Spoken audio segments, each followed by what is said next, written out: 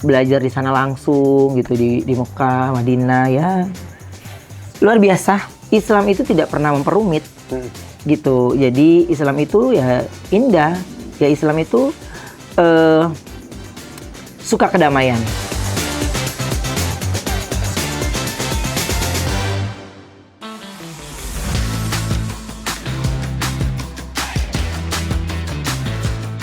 Pejuang Langit, kali ini kita akan kembali bersilaturahmi dengan presenter kondang Indonesia yang pada tahun lalu menjadi seorang mu'alaf, Ruben Onsu.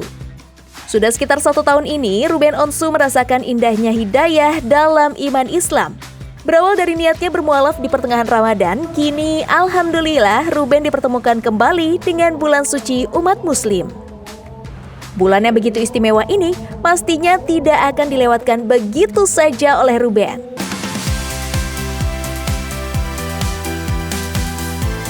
Pejuang Langit, Ramadan ini menjadi bulan perdana bagi Ruben berpuasa secara terang-terangan. Pada Ramadan tahun lalu sebenarnya ia sudah berpuasa, tapi itu masih dilakukan secara sembunyi-sembunyi. Tak ada yang tahu, bahkan tak ada yang curiga dengan perilaku Ruben yang tak makan dan minum selama seharian saat itu. Kecuali sahabat karibnya, Ivan Gunawan. Menjadi salah satu sosok besar di balik proses Ruben mu'alaf, Igun melihat perbedaan yang jelas di hidup pria berdarah Arab ini. Nah, ngomong-ngomong nih Kak Igun, kan ini menjadi Ramadan pertama nih buat Kak Ruben.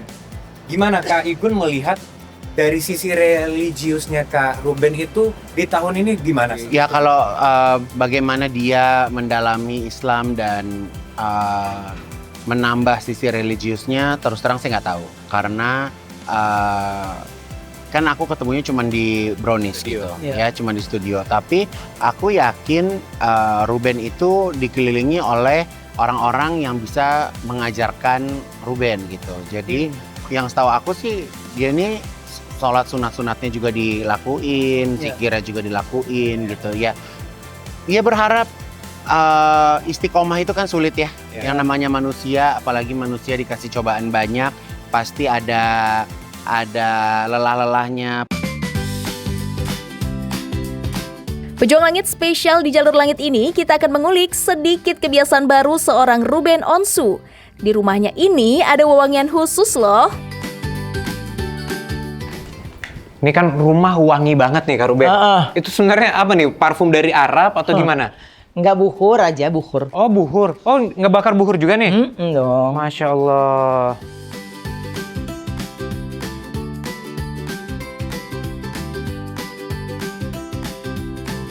Ya kan Rasulullah suka wangian gitu, dan terus ya biar banyak malaikat yang datang lah. Masya Iya kan? Dan terus aku juga suka, ya alhamdulillahnya Onyo juga suka. Jadi Onyo di kamar juga ada buhur. Pejuang Langit, buhur adalah dupa tradisional khas Arab yang terbuat dari campuran ud atau serutan kayu gaharu, minyak wangi, dan bahan alami lainnya. Membakar buhur termasuk disukai oleh Nabi SAW. Selain mendatangkan relaksasi, buhur bisa membuat suasana khidmat bagi penghuninya. Itulah mengapa Nabi SAW bahkan menganjurkan mengasapi tempat ibadah dengan wangi-wangian seperti buhur. Pejuang Langit, dalam setahun ini Ruben bisa menghafal puluhan doa bahkan surat-surat pendek dalam Al-Quran. Meski tak lagi muda, tapi semangat belajar yang membara membuat Ruben berprogres sedikit demi sedikit. Masya Allah. Nah, Assalamualaikum. Wah ini nggak apa-apa nih izin Nggak ya apa-apa Kak Ruben dong. ya. Masya Allah Pejuang Langit boleh lihat nggak nih? Nih sejadahnya banyak banget loh ini. jadi kadang-kadang kalau gue pakai salat subuh kalau bisa asar ganti gitu. Wah, ini Atau bisa zuhur dibilang gini ganti. Kak Ruben, nanti mereka semua kan bersaksi kalau Kak Ruben sholat pakai semuanya kan? Ya Allah, amin. Insya Allah. Ya. Jadi ini salah satu yang mempermudah gue untuk belajar tentang Islam gitu. Jadi gue bikin ini nih kayak Niat sholat ya? Iya, lanjut nih untuk 2 rakaat ini bacaannya, 4 rakaat ini bacaannya. Terus di bawahnya gue ngasih pesan buat diri gue sendiri. Selesai sholat jangan lupa berdoa, berzikir gitu. Nah, jadi ini sholat subuhnya. Terus pesannya nanti jangan alasan ngantuk sampai ketemu di sholat duha. Dari niat sholat gue bikinnya, ya kan? Nah, gue walaupun ada yang lebih permudah lagi, ada yang sebenarnya yang lebih mudah lagi gitu. Gue pengennya belajar yang sulit dulu, ntar yang mudah lebih gampang. Baik. Kalau lu belajar yang lebih gampang dulu, ntar yang sulit lebih susah. Baik. Gitu. Jadi Di antara doa sujud, gue udah belajar dari sini aja. Masya Allah, dari sini sudah terlihat ya betapa Ruben sungguh-sungguh dalam iman Islam pejuang langit. Ruben menghafal ayat-ayat Allah dengan menempelkan doa-doa di sekeliling kamarnya. Bahkan sampai di atas kasur juga ada tempelan doa tidur.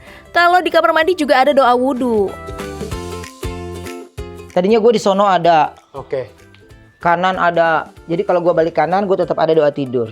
Gue balik kiri, gue ada doa tidur.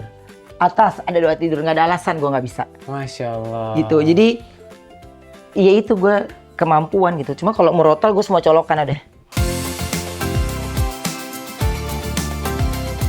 Nuansa kamar Ruben memang syahdu. Setiap harinya di sudut kamar selalu dinyalakan murotal digital. Ini membuat hatinya lebih tenang dan menambah hafalan Ruben.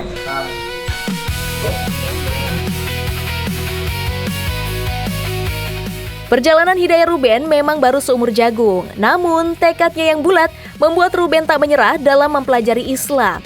Keberkahan yang paling ia rasakan adalah bisa bertemu dan belajar dengan para ulama, kiai, dan pejuang tauhid lainnya. Mulai menyimpulkan seperti apa Islam itu. Belajar di sana langsung gitu di Mekah, Madinah ya. Luar biasa. Masya Jadi Allah. Islam itu yang harus aku sampaikan melalui tayangan ini juga gitu ya, Jalur Langit ini adalah ya Islam itu tidak pernah memperumit. Gitu. Jadi Islam itu ya indah. Ya Islam itu suka kedamaian. Pejuang Langit baru setahun jadi mualaf, Ruben Onsu sudah melaksanakan umroh sebanyak 6 kali loh dalam 3 kali perjalanan. Dan setiap perjalanannya terselip pengalaman batin yang luar biasa. Saat pertama kali melihat Ka'bah, Ruben sempat nggak bisa menangis.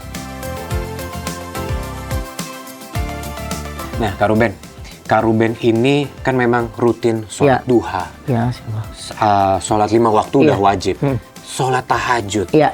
Kak, yang namanya iman kan naik turun. Iya, iya. Apa sih cara yang dilakukan Kak Ruben supaya tetap menjaga keistiqomahan ini? Walaupun iman naik turun, tapi kita harus paksa mengerjakan itu. Kalau untuk menjaga keistiqomahan saya takutnya menggurui gitu ya. Tapi yang saya lakukan itu adalah kalau saya tidak punya tiangnya, saya nggak akan mungkin berdiri tegak.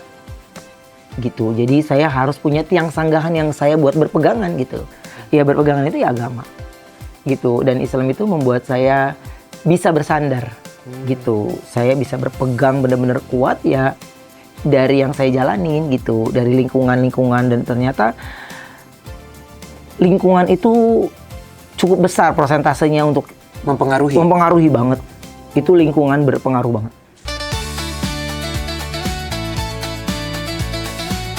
Pejuang Langit salah satu keberkahan yang hadir dalam hidup Ruben adalah sang putra angkatnya, Betran Peto atau Onyo, yang kini menemaninya sehari-hari. Onyo hadir sebagai penguat, penyemangat, sekaligus pengingat. Dia sangat amat menunjukkan bagaimana toleransi beragama yang kuat gitu. Dan itu yang saya suka sebenarnya. Masya Karena Allah. tidak ada agama yang membuat stres. Tidak ada agama yang membuat jadi orang depresi, nggak ada. Ya orang ngomong kayak gitu orang-orang yang nggak punya agama menurut saya gitu. Jadi Onyo menunjukkan dirinya ya ayahnya sebagai seorang muslim. Dia ingatkan ketika kita lagi jalan ya waktunya ayahnya sholat, dia dengar ada suara azan ya, ayah mau sholat dulu atau enggak? Ini dulu. Jadi ya buat saya itu sudah jauh lebih dari cukup gitu. Cuma kan kadang-kadang publik ini ketika Onyo mendukung, wah dia pindah keyakinan, dia pindah gini. Kenapa saya menjadi seorang muslim? Karena dan waktu itu saya pilih saya pilih Habib Usman yang saya belajar dari beliau. Itu karena beliau satu-satunya orang yang kalau ketemu saya nggak pernah ngomong kapan login. Itu jadi saya pun tidak mau memperlakukan orang yang lu gini-gini, enggak.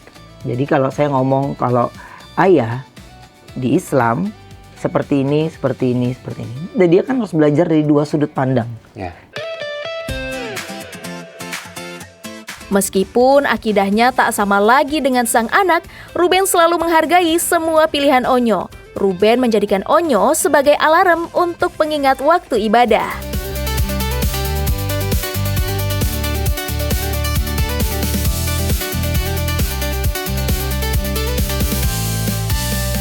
Onyo misalnya lagi sahur begitu, buka puasa juga ikutan nemenin? Nemenin dia, alhamdulillah Onyo baik buka puasa, baik sahur dia. Excited banget untuk, ayah duduk aja, Onyo yang... Oh, dia yang bantuin, Masya Allah. Itu makanya, ya alhamdulillah toleransi yang kayak gitu yang sebenarnya yang terjadi di kehidupan saya di dalam ini gitu. Masya Allah, kehadiran Onyo di hidup Ruben memang berimbas besar ya. Di sela kegiatan kampus dan kuliahnya, Onyo tetap hadir menemani sang ayah berpuasa. Bun, jadi kalau Kak Ruben nih di rumah, persiapan sahur sama bukanya gimana sih? Sebetulnya dia mah nggak ribet tau, nggak ribet. Ruben itu enak. Ya kalau misalnya dia pengen menu makanan yang di rumah, misalnya apa nih Boy, lu pengennya apa gitu, udah dibikin. Misalnya kalau dia nggak usah ini deh Boy, nanti ini aja deh, beli aja gitu. Dan katanya Onyo juga suka bantuin? Bukan lagi.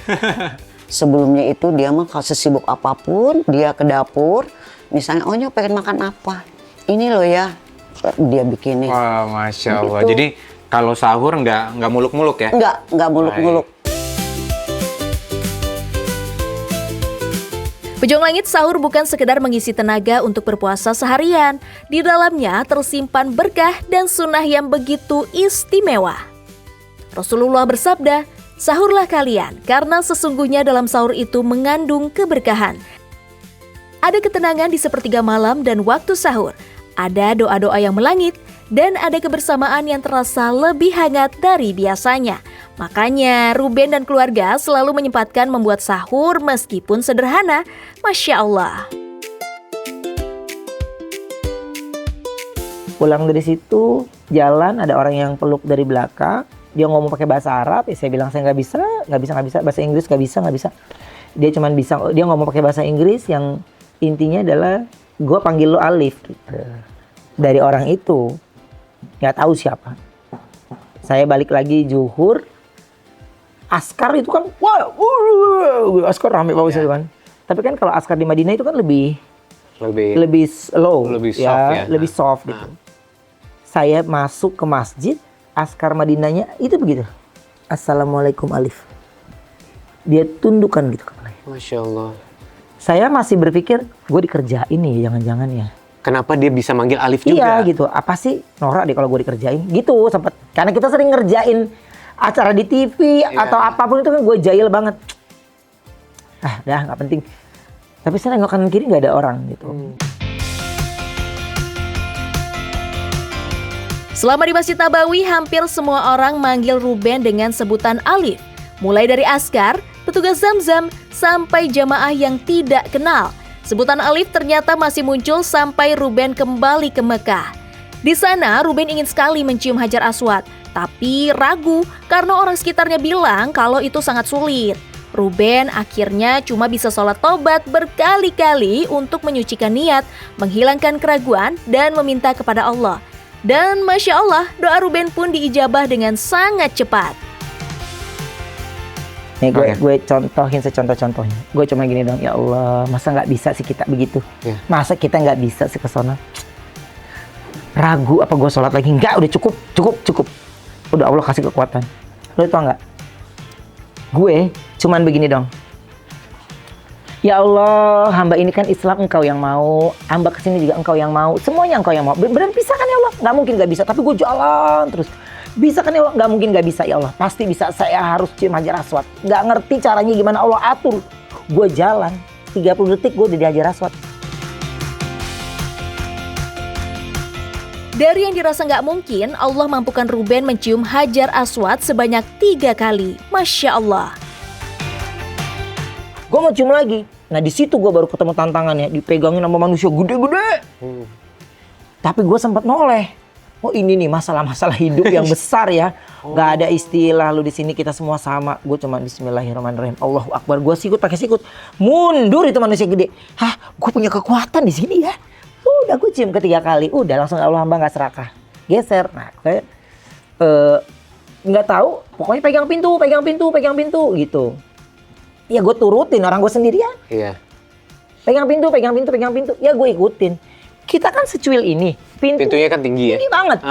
Lu bayangin nggak? Tangan gue sampai ke tengah. Siapa itu di bawah gue? Yang angkat ya? Iya, siapa? Nggak tahu. Tangan gue sampai di tengah. Nah, itu gue belum nangis. Jadi gue nangis ketika gue pegang di tengah, terus udah cium. Pada saat itu ya ngungkapin hati, ya perasaan hati. Langsung jawabannya. Pas di situ, kenapa gue akhirnya menangis? Karena di kuping gue persis. Berarti kan kalau di kuping persis orangnya tingginya segue dong. Iya. Iya kan? Itu langsung Assalamualaikum Alif. Allahu Akbar. Itu gue turun, tangan gue serontok-rontoknya. Gue turun diem. Siapa yang bisikin itu gitu? Maksud gue tuh gitu, siapa? Itu harus tinggi sejajar dan itu gue ngelihat dari jauh aja. Kok gue bisa sih setinggi itu gitu?